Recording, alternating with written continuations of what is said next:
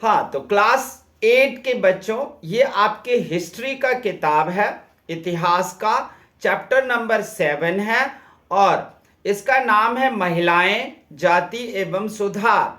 इसी को हम इंग्लिश में बोलेंगे women, caste and reforms. Reforms को आप इम्प्रूवमेंट भी कह सकते हो। तो आइए सबसे पहले हम महिलाओं के बारे में पढ़ें। आप लोग महिलाओं के बारे में क्या सोचते हो? महिला सौम्य, कोमल, नरम होती है, लेकिन अगर आप प्राचीन काल के इतिहास में जाओगे तो महिलाओं को समाज में वो अधिकार और स्थिति प्राप्त नहीं हुआ जिसकी वो हकदार थी। आज अच्छी स्थिति है महिलाओं की। आज महिलाएं को कई तरह से उनको आरक्षण प्राप्त है, बहुत जगह पर उन्हें वरीयता प्राप्त है। कई तरीके से महिलाओं का इज्जत और सम्मान आज बढ़ गया है। आज क्यों बढ़ गया? आज शिक्षा आ गया है, और शिक्षा भी तो वो असली वाली शिक्षा, नकली वाली नहीं। जब तक हमारे पास नकली शिक्षा थी तब तक हमने महिलाओं को सम्मान नहीं दे पाए थे। हालांकि कुछ जगहों पर सम्मान दिए भी जाते थे। आप तो दुर्गा या काली को जानते ही हो, महिला के रूप में हमने उन्हें देवी और देवता का भी सम्मान दिया है। लेकिन जब हम इतिहास में पढ़ते हैं तो हम कई जगह पर यह बात जरूर देखते हैं कि महिलाओं को जो स्थान प्राप्त होना चाहिए समाज में वो उन्हें नहीं मिला। उन्हें घर में कोंच कर रखना, बताना उसे कि तुम घर की इज्जत हो, हमारी बहू बेटी घर से बाहर नहीं जाती हैं। क्यों नहीं जाती हैं बाहर? क्या पता उनके अंदर मैडम क्यूरी वाला टैलेंट हो, उनके अंदर एक वैज्ञानिक बनने की क्षमता हो, तो वो क्यों ना जाएं? क्या उनमें कमी क्या है जो वो ना जाएं? तो आइए इसी पर चर्चा करेंगे। महिलाएं 200 साल पहले कभी महिलाओं ने सोचा भी नहीं होगा कि हमारी स्थिति इतनी अच्छी हो जाएगी। आज महिलाओं को इतनी ज़्यादा स्वतंत्रता है, इतनी ज़्यादा आज़ादी है जिंदगी जीने की। अगर उसका उदाहरण देखना हो तो आप सोशल साइट्स इंस्टाग्राम पे चले जाओ और आप देखोगे कि आज महिलाएं कितनी ज़्यादा आज़ादी के साथ जी रही हैं, रील्स बना रही हैं और अपनी ज़िंदगी अपने तरीके से जी रही हैं। लेकिन एक वक्त था जब लड़कियां स्कूल जा ही नहीं सकती थी। लड़के भी तो 13 साल की उम्र के बाद ही स्कूल जाते थे। 13 साल की उम्र में लड़कों की पहली में दाखिला होता था, फर्स्ट क्लास में, राजा राम मोहन राय के टाइम में। लेकिन लड़कियां तो बहुत दूर की बात है। यही नहीं, हमारे देश में देखोगे ये एक 1813 का ये एक चित्र है आपके बुक में, जहां पर में एक महिला को जलती हुई चिता पर फेंका जा रहा है, डाला जा रहा है। हो सकता है कि महिलाएं अपने मन से जा रही हों चिता पर जलने के लिए। ये चिता उनके पति का है और वो अपने पति के साथ जलकर सती हो जाएंगी, ऐसा हमारा धर्म था। और धर्म के अनुसार बहुत सारी स्त्रियां कम उम्र में जब पति की मृत्यु हो जाती थी तो पूरी जिंदगी विधवा की जिंदगी जीने के बजाय वो पति के साथ चिता पे ही जलकर सती बन जाती थी। इसको सती प्रथा कहते थे, इंग्लिश में पुरदाह सिस्टम। लेकिन सती प्रथा में सती बनना ना तो रामायण में लिखा था, ना महाभारत, वेद पुराण। आखिर ये आया हमारे धर्म में कहां से? दूसरी बात ये थी कि कुछ स्त्रियां नहीं जलना चाहती थी, तो उन स्त्रियों को जबरदस्ती पकड़ के और चिता में भी जलाया जाता था। 1813 तक आते आते हमारे देश के लगभग लगभग पूरे भाग पर अंग्रेजों का कब्जा हो चुका था और अंग्रेज भी इस प्रथा को देखकर आश्चर्यचकित थे और वो कुछ महिलाओं को बिठाकर एक अंग्रेज ऑफिसर समझा रहे थे। उस बेचारे ने, अंग्रेज ऑफिसर ने पहले हिंदी सीखा और उसके बाद कहा कि नहीं, हम इन महिलाओं को समझाएंगे, ये सही नहीं है। जब तक आपका पति जिंदा था आप पतिव्रता रहो, आप अपने पति का वफादार रहो, लेकिन उसके मृत्यु के बाद आप नहीं जानते हो कि वो कहां गया, कौन पति कौन पत्नी, कुछ नहीं। आपकी जिंदगी अपनी बची हुई है और उस जिंदगी को आप अपने तरीके से जियोगे। जानते हो, ये बात समझाया किसी अंग्रेज ऑफिसर ने। दो महिलाओं को बिठाकर दो महिलाओं ने उन्हें कहा, अरे आप तो बहुत अच्छा समझाए, लेकिन समझ में कुछ नहीं आया। अंग्रेज ऑफिसर को हंसी आ गई कि बहुत अच्छा बोल के समझाया, फिर भी इसको समझ में क्यों नहीं समझ में आया था महिलाओं को। महिलाओं ने साफ जवाब दिया, आप मेरे धर्म पर कुठाराघात कर रहे हो, आप हमारे धर्म को बर्बाद करना चाहते हो, आप तो अंग्रेज हो। ये कहा उन महिलाओं ने कहा समझाने पर। क्यों? उन महिलाओं को बचपन से ही एक घुट्टी पिला दी जाती थी, एक जन्म घुट्टी, कि अगर तुम्हारा पति ना रहे तो सती बन जाना बहुत अच्छी बात होती है, इससे तुम्हें स्वर्ग की प्राप्ति होगी, वरना विधवा की तो दूसरी शादी होती ही नहीं है, इसलिए तुम्हें जिंदगी नरक की जीनी पड़ेगी, ऐसा ऐसा कहकर। और सती बनने को महिमा मंडित किया जाता था। सती बनना काली दुर्गा बनने के समान है, धर्म की रक्षा तुम लड़कियों को करना है। ये सब सिखा सिखा के उनको इस तरह भर दिया गया था कि अंग्रेज ऑफिसर कितना भी समझा लिया उसे, लेकिन वो लोग नहीं मानी। क्या बोली? समझाए तो बहुत अच्छा, लेकिन समझ में कुछ नहीं आया। तो किस बात का बहुत अच्छा समझाए थे भाई? तो यही सब चीजें थी। लेकिन आज सती प्रथा नहीं, जानते हो, उस टाइम में सती प्रथा को खत्म करने के लिए राजा राम मोहन राय ने अंग्रेजों से मिलकर और एक कानून बनवा दिया। और जब कानून बना दिया कि अब अगर कोई सती बनेगा तो उसे जेल में डाला जाएगा, उसके खानदान को, उसके पिता को, उसके ससुर को, जो कोई भी उसके घर में होगा जेल में भी डाला जा सकता और फांसी भी होगी। तब जानते हो राजा राम मोहन राय को बहुत गालियां दी जाती थी, अरे ये तो अपने धर्म विरोधी है, हमारे सनातन धर्म को खराब कर दिया, हमारे सती प्रथा जैसे धर्म को अंग्रेजों से मिलकर कानून बनवाकर और नष्ट कर दिया। ये सब इतनी ज्यादा गालियां पड़ी थी राजा राम मोहन राय को, लेकिन राजा राम मोहन राय उससे चिंतित नहीं थे।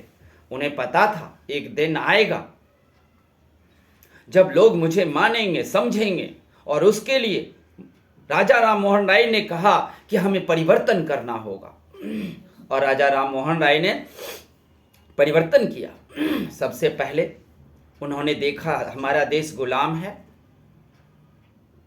और इस गुलामी की जंजीर को तोड़ना है, उसके लिए क्रांति करना पड़ेगा, उसके लिए आंदोलन करना पड़ेगा। आंदोलन कैसे करें? तो वो फ्रांस गए थे। फ्रांस की क्रांति हुई थी ना 1789 में, 14 जुलाई 1789 को। वहाँ पर में क्रांति जो सफल हुई उसको जाकर स्टडी किया उन्होंने, और वहाँ से क्रांति को स्टडी करके समझ के और फिर आए अपने देश में क्रांति करने के लिए। उन्होंने देखा क्रांति तब तक सफल नहीं होगी जब तक महिलाएं हमें साथ ना दे, क्योंकि फ्रांस की क्रांति तब सफल हुई जब महिलाओं ने वहां पर साथ दिया था। अब हमारे देश की महिलाओं को बोलूं कि चलो आजादी की लड़ाई में साथ देने के लिए, महिलाएं क्या कहेंगी? महिलाएं क्या कहेंगी? बताओ। मना कर देगी। महिलाएं कहेंगी ये क्या होता है?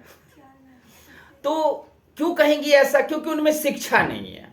क्या नहीं है? तो यानी कि हमें सबसे पहले महिलाओं को शिक्षा देना पड़ेगा। तो राजा राम मोहन राय ना बहुत बड़े जमींदार थे, अमीर थे। उन्होंने अपने खेत बेच डाले, अपना घर बेचा और उससे स्कूल खोला। स्कूल खोलने पर उन्होंने लड़कियों का स्कूल खोला, जिसमें उन्होंने कहा लड़कियों को हम तुम्हें ना 1 रुपया देंगे तुम अगर स्कूल आएगी तो। बताओ, यहाँ स्कूल में फीस लिया जाता है। राजा राम मोहन राय ने क्या शुरू किया?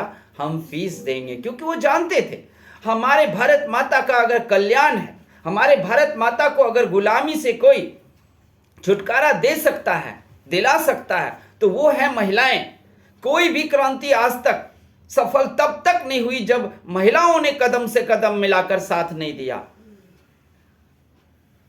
जानते हो, जब इन्होंने लड़कियों को पढ़ाने के लिए बुलाया तो एक तो कोई आने नहीं देता था।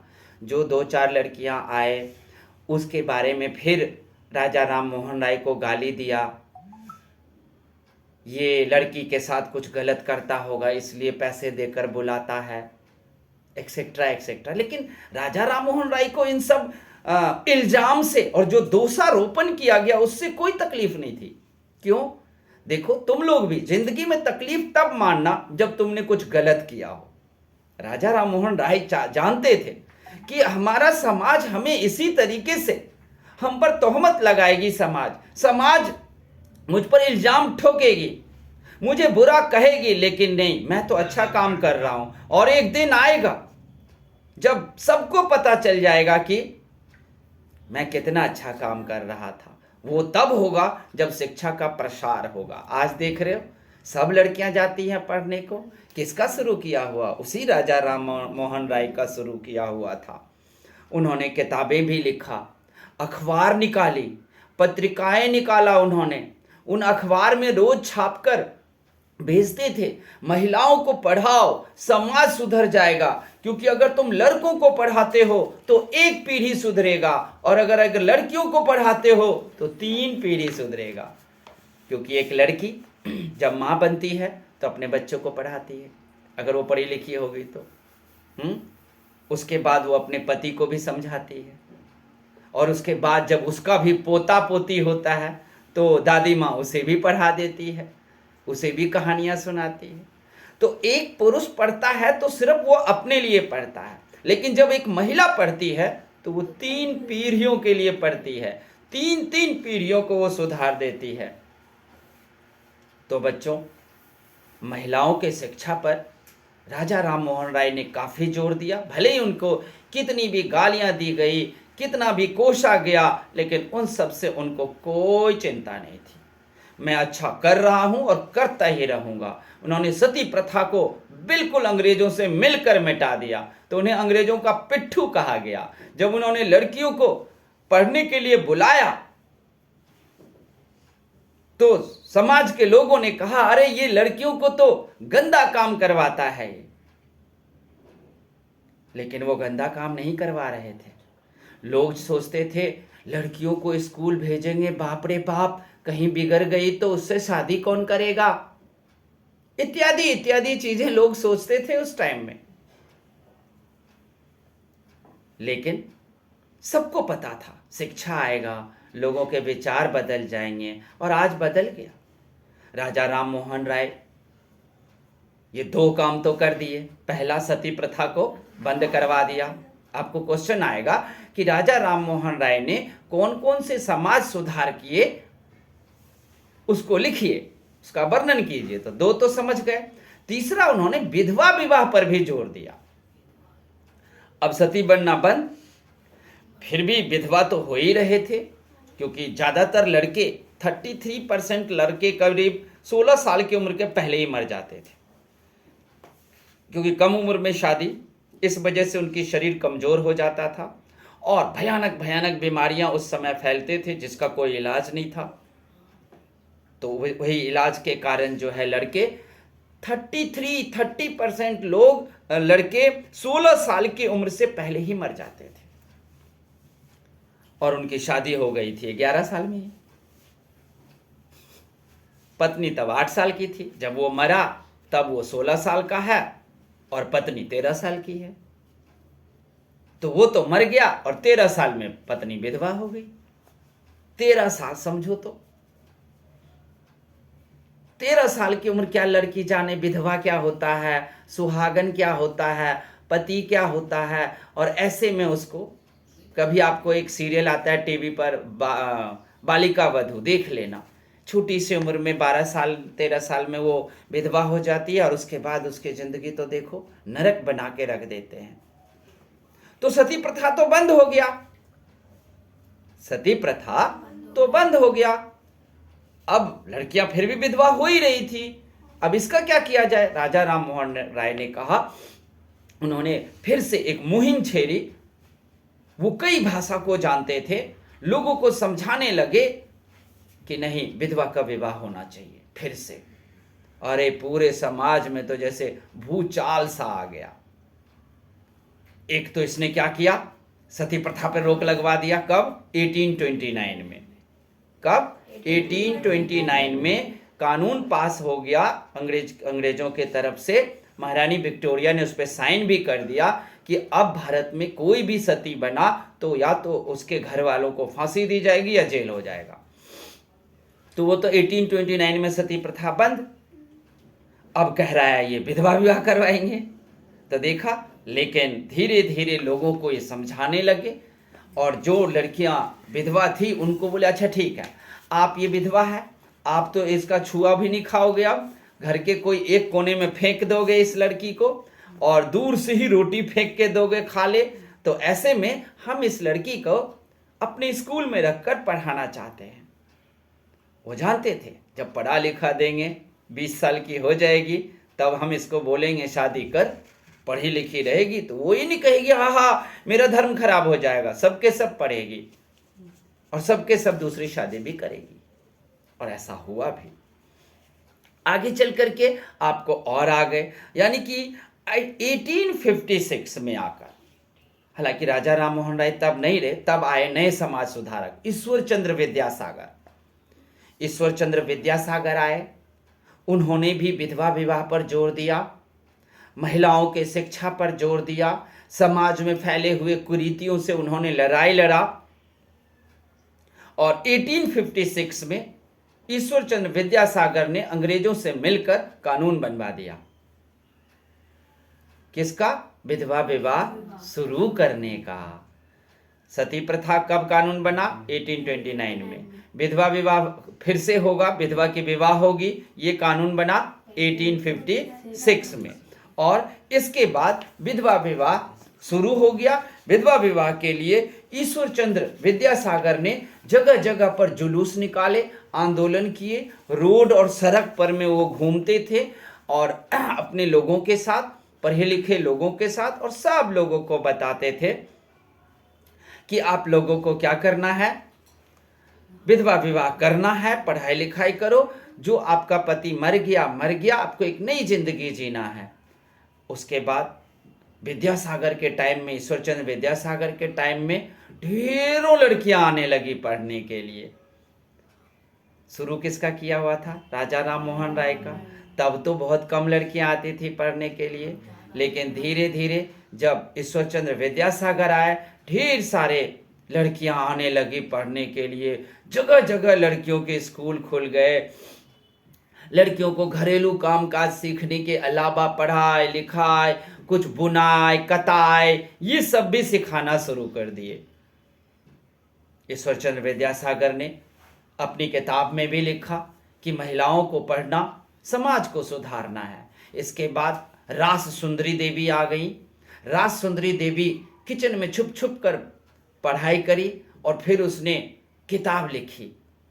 उस किताब को पढ़ने कर तो और भी आ गए। उसी टाइम जो है ईश्वरचंद्र विद्यासागर ने आर्य समाज की स्थापना की। राजा राम मोहन राय ने ब्रह्म समाज की स्थापना किया था और ईश्वरचंद्र विद्यासागर ने आर्य समाज की स्थापना पंजाब में किया था। और 19वीं सदी के आखिरी हिस्से में आर्य समाज द्वारा पंजाब में, और फिर आ गए ज्योतिराव फूले। ज्योतिराव फूले जब आए तो ये दलित के नेता थे, दलित समाज सुधारक थे और ये चाहते थे कि दलित की लड़कियां भी पढ़ने के लिए आए, स्कूल में आए। और ज्योतिराव फूले ने भी अच्छा काम किया और उन्होंने भी काफ़ी बढ़िया काम किया और समाज में सुधार किया, लड़कियों को शिक्षा देने का काम किया। ज्योतिराव फूले का नाम जाता है कि हिंदू ब्राह्मण क्षत्रिय मतलब सारे जातियों को जोड़ने में इन्होंने जाति प्रथा का विरोध किया कि ये कोई जाति छोटी बड़ी जाति नहीं होती है, ज्योतिराव फूले ने कहा। 1880 तक आते आते अब तो महिलाएं ना स्कूल तक में नहीं रही, कॉलेज में आ गई, विश्वविद्यालय तक में पढ़ने के लिए आ गई। ये सब विश्वविद्यालय में आकर जब ये लोग पढ़ने लगे और स्थिति अच्छी हो गई। उसमें एक आई पंडिता रमाबाई। पंडिता रमाबाई बहुत अच्छी पढ़ी लिखी कन्या और महिलाओं के बीच में वो जाती थी, महिलाओं को समझाती थी, महिलाओं को कहती थी कि आपको किस तरीके से अपनी लड़ाई लड़नी है, अपने लिए आपको काम करना है, पढ़ना है, पढ़ लोगे तो हर जगह इज्जत मिलेगा और जिंदगी तुम एकदम शान से जियोगे, अच्छे से जियोगे। उन्होंने विधवाओं को भी कहा विवाह करने के लिए, क्योंकि ये रूढ़िवादी बातें भूल जाओ और आगे बढ़ो, पढ़ो।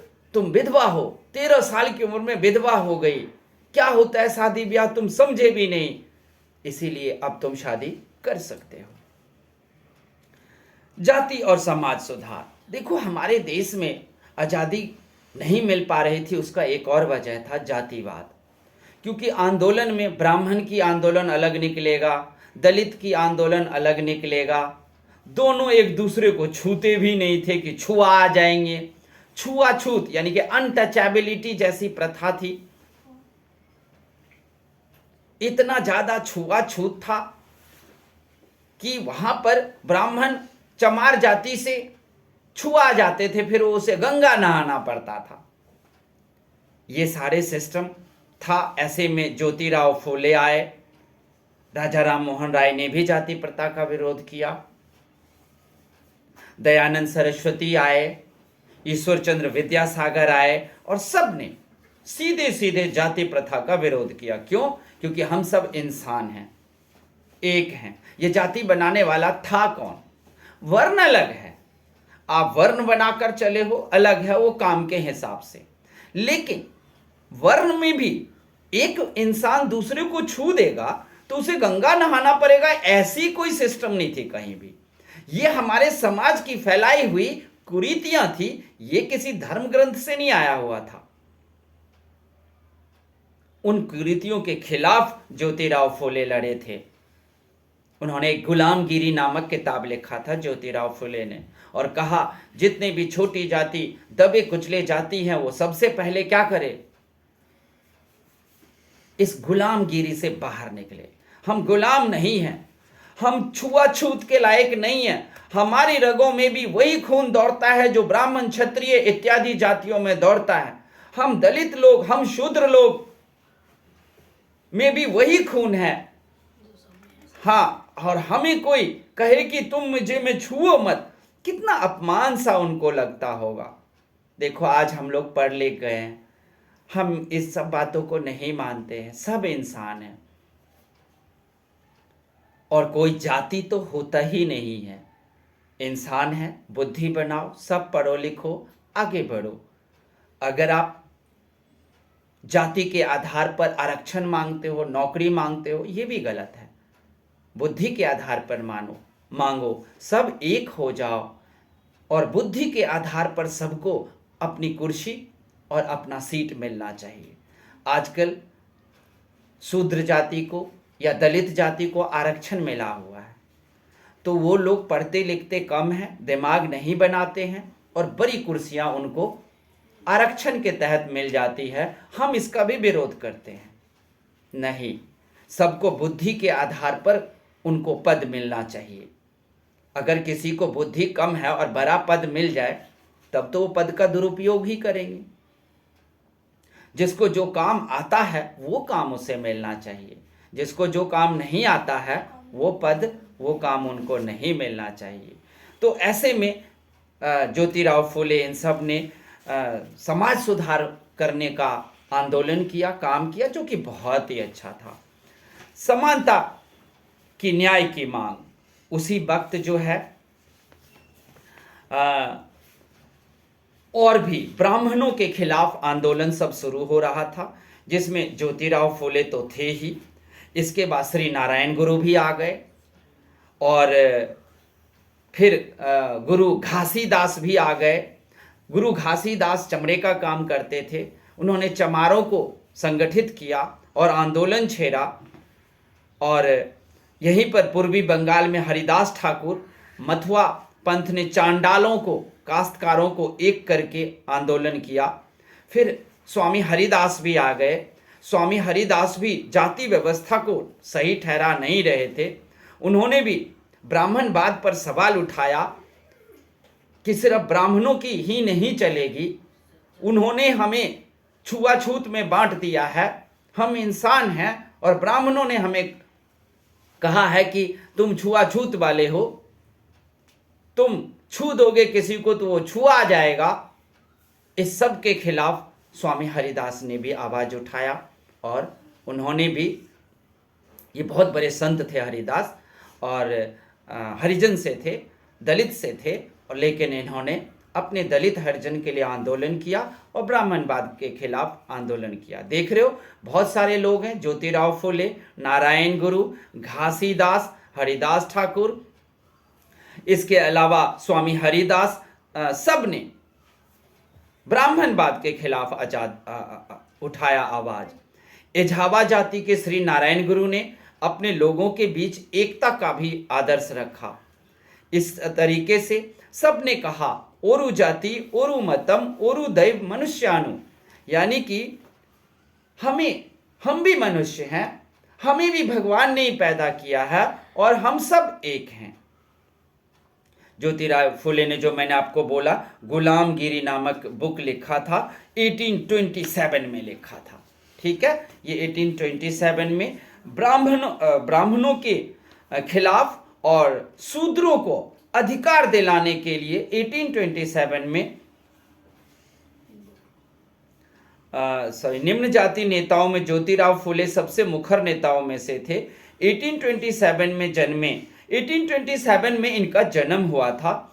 ईसाई स्कूल में इन्होंने शिक्षा प्राप्त किया था और उसके बाद उन्होंने शूद्रों के अधिकार की लड़ाई लड़ी। बाद में गुलामगिरी लिखा है, इन्होंने 1827 में गुलामगिरी नहीं लिखा है। छुआछूत और अछूत के विरुद्ध उन्होंने काम किया। उस टाइम में क्या था, मंदिरों में कौन जा सकता है, पंडित, ये था। लेकिन ज्योतिराव फुले, श्री नारायण गुरु, इन सब ने क्या कहा, क्यों छोटे जाति क्यों नहीं जा सकते, हम भी जा सकते हैं, उसी भगवान के तो हम भी बनाए हुए हैं, तो हम क्यों नहीं जाएंगे, ब्राह्मण ही क्यों सिर्फ मंदिर में जाएगा, हम बाहर उनके फेंके हुए प्रसाद क्यों लेंगे, वो भी नहीं देते थे। लेकिन आप देखते हो अब किसी भी मंदिर में कोई भी जाति के लोग कहीं भी जा सकते हैं, उन्हें किसी प्रकार का कोई प्रॉब्लम अब नहीं है। गैर ब्राह्मण आंदोलन, इसके अलावा ब्राह्मणों के खिलाफ जो है कई सारे आंदोलन हुए। उसमें जैसे ईवी रामास्वामी नायकर, जिसे पेरियार के नाम से जानते हैं, उन्होंने भी बहुत अच्छा काम किया, अछूतों के लिए अपनी लड़ाई लड़ी, आंदोलन किया और कहा कि हर एक शूद्र और अछूतों को उसका अधिकार मिलना चाहिए। यही नहीं, 1827 में अंबेडकर जी ने भी, भीमराव अंबेडकर जी, मंदिर प्रवेश आंदोलन शुरू किया। आओ सब छोटी जात मिलकर मंदिर में घुसेंगे, क्या कर लेता है देखेंगे। ये काम अंबेडकर जी ने भी शुरू किया। 1919 में वो विदेश से, अमेरिका, इंग्लैंड से पढ़कर आए थे और फिर अंबेडकर जी ने मंदिरों में प्रवेश का भी आंदोलन शुरू किया। जो पेरियार जी थे, यानी ईवी रामास्वामी को पेरियार जी कहते हैं, पेरियार जी ने भगवत गीता, रामायण सब याद कर गए थे और उनके कट्टर आलोचक थे। उन्होंने कहा था कि ये रामायण गीता सब बेकार की चीज़ें हैं और ये हमें छोटी जात और बड़ी जात में बांट कर रखा है। नहीं, हमें एक ऐसे धर्म ग्रंथ की जरूरत है जिसमें सब बराबर हो। अब आप लोगों को ध्यान रखना, इसमें क्वेश्चन क्या क्या आता है। एक एक नंबर के क्वेश्चन आपको 40-50 बनाने पड़ेंगे। कितने बनाने पड़ेंगे? एक एक नंबर के 40-50 क्वेश्चन आप लोगों को बनाने पड़ेंगे। जैसे वो पूछेगा ब्रह्म समाज की स्थापना किसने की,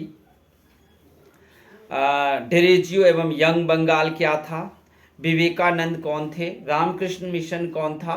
तो विवेकानंद और रामकृष्ण मिशन, ये दोनों रामकृष्ण परमहंस थे, उनके चेला थे विवेकानंद। इनके बचपन का नाम नरेंद्र नाथ था। इसके बारे में भी आपको पढ़ लेना है। इन्होंने भी समाज सुधार का काम किया और छोटे जाति से लेकर बड़े जाति सबको जोड़ने का काम किया। फिर आएगा आपको प्रार्थना समाज की स्थापना किसने की, वेद समाज की स्थापना किसने की, अलीगढ़ आंदोलन किसने शुरू किया और सिंह सभा आंदोलन किसने शुरू किया, ये इसमें है। तो आपको इसमें एक दो क्वेश्चन नहीं, 40-50 क्वेश्चन अंदर से निकालने हैं और यही सब पूछेगा। ज्योतिराव फुले का कब जन्म हुआ, ब्रह्म समाज की स्थापना कब हुई और किसने की, आर्य समाज की स्थापना कब हुई और किसने स्थापना की, दोनों पूछेगा। फिर वो क्या कहते हैं, मैचिंग भी दे देगा आपको, मैचिंग करने के लिए कि आर्य समाज या प्रार्थना समाज सब की स्थापना किसने की। ओके, तो यही सब चीजें हैं। आप लोगों को क्वेश्चन आंसर 40-50-20 से निकालना है। और ये जो देख रहे हो आप क्वेश्चन आंसर 10 हैं इसमें, ये 10 के 10 करने ही है। जो ना आए आप लोग हमसे ऑफलाइन में पूछें। ऑनलाइन के बच्चों को जिनको ये बहुत अच्छा लगा हो, कृपया आप लोग भी हमारे चैनल को सपोर्ट करना, लाइक करना, कमेंट करना। अच्छा लगे तो चैनल सब्सक्राइब भी कर देना। धन्यवाद।